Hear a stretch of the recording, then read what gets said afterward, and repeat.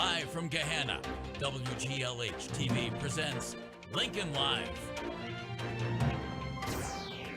With Caleb Triplett and Katie Bailey. Today, you voted them in. Now it's time to meet our homecoming court. The homecoming dance is tomorrow. Some last-minute homecoming reminders from Principal Williams.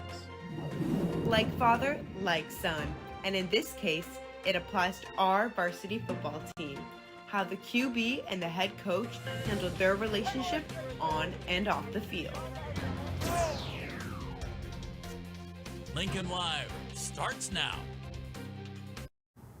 Good morning, Lincoln. I'm Caleb Triplett. And I'm Katie Bailey. How are you today, Caleb? Well, I'm here. I could be doing better if I wasn't anchoring with you. Oh, okay. Well, just know that I'm thinking the same thing. Let's get on to the news. Today is the last day of the Homecoming Spirit Week. Indeed it is. Along with all the fun Spirit Week themes in preparation for the homecoming, we also have a homecoming court to celebrate. Yes, here's this year's homecoming court.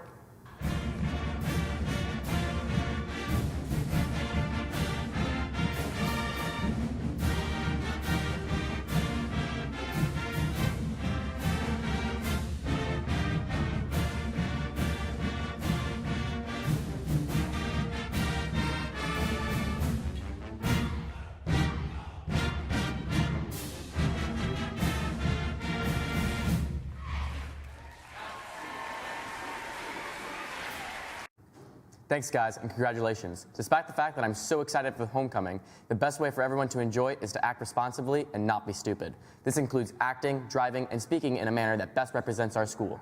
We caught up with Principal Williams for more information. Here she is. This homecoming is going to be fantastic. We just ask that all students come safe, prepared, ready to have a good time, making sure that you're making good choices in your peer groups, your activities that you do before and after homecoming.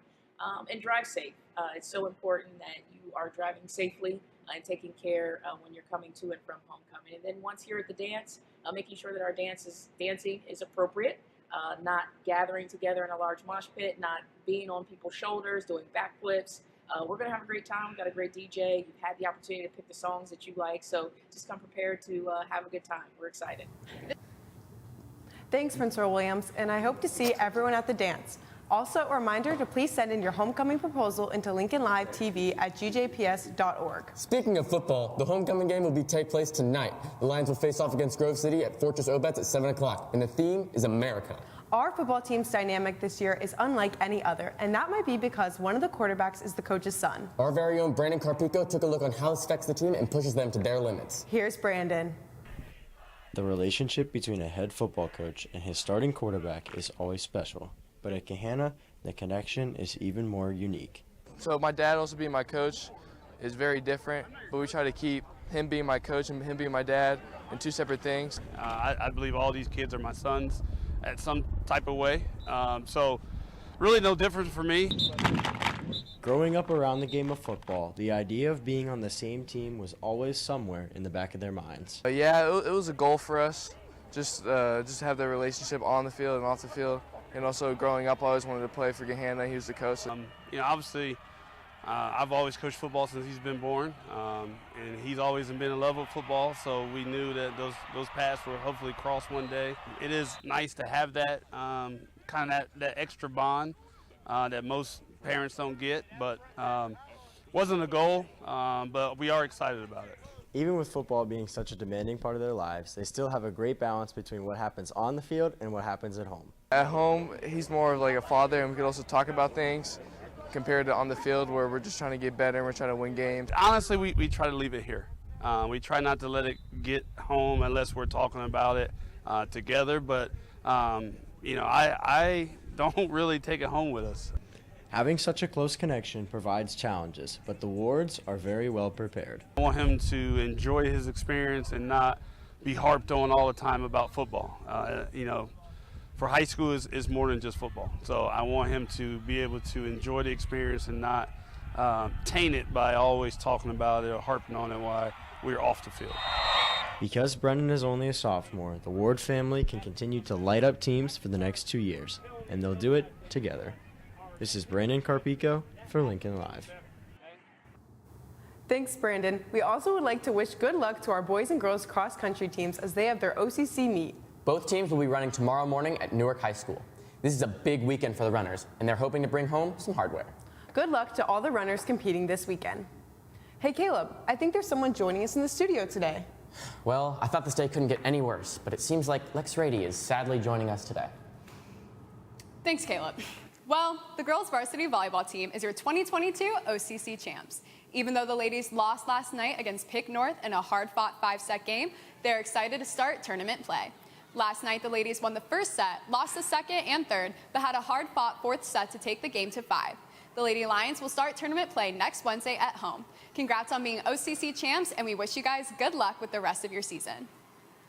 While the JV boys soccer team has been on a roll this season, the varsity team is looking for redemption. The district tournament is in less than a week, and the boys have had some up and down games. Last night, the Lions battled New Albany at home. Defense by Toby Forsyth and TJ Palmer stayed solid, while Josiah Benjamin and Kevin McWawa attacked in the field. Although New Albany took advantage and scored 2 goals, defeating the Lions 2-0, the boys will finish last OCC game on Monday against Pick North and hope to start fresh in their district tournament later that week. Good luck, Lions. Now moving on to girls soccer. The girls are battling game after game. They played Delaware Hayes last night and tied 1-1. Claire Highland had the only goal. Key players were Emily Marzette, Kaya Jordan, and Julia Salmons. The girls are now 8-5-2 and are hoping to win the OCC title outright on Monday. Good luck, ladies.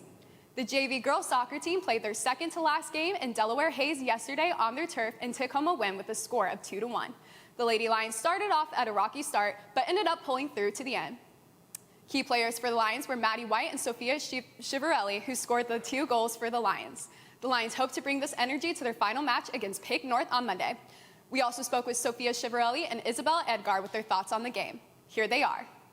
The first half we were down 1-0, but I'm glad we came out with the win and worked together as a team. On Monday, we hope to get another dub for the last game of the season.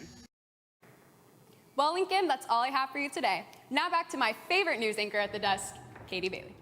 Thanks, Lex. Are you interested in joining a club at GLHS? Do you want to connect with others but don't know where to start? Well, Key Club is a perfect opportunity for you to get involved. It's an easy way for students to come together and do service projects. We caught up with Key Club Secretary Elena Amer about what Key Club is and when you should come to the meetings. On the second and third Tuesday of every month, Key Club meets in Ms. Cander's room in J3. Key Club is a club centered around volunteering and doing good things for the community.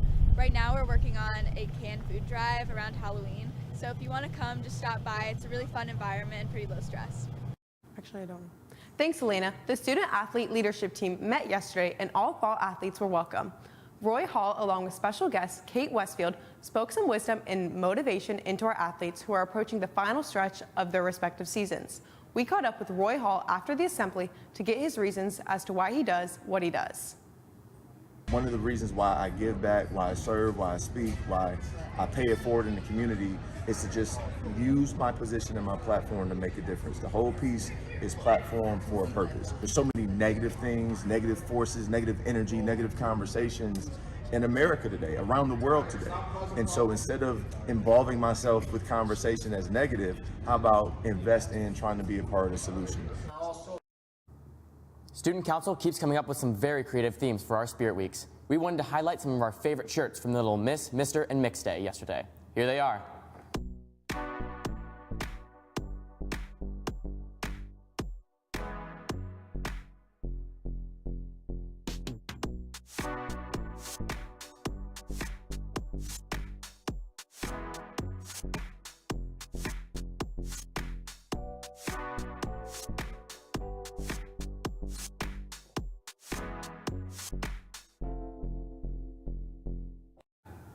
Well, Lincoln, it seems we have finally reached the end of our show. Wow, Caleb, you seem so excited to be done with the show. We hope to see everyone at the dance tomorrow night. And at the game tonight. Good luck, Lions. But before we go, we wanted to show you a preview of the a cappella and chorale choirs as they prepare for their upcoming show on Sunday. Bye. Bye.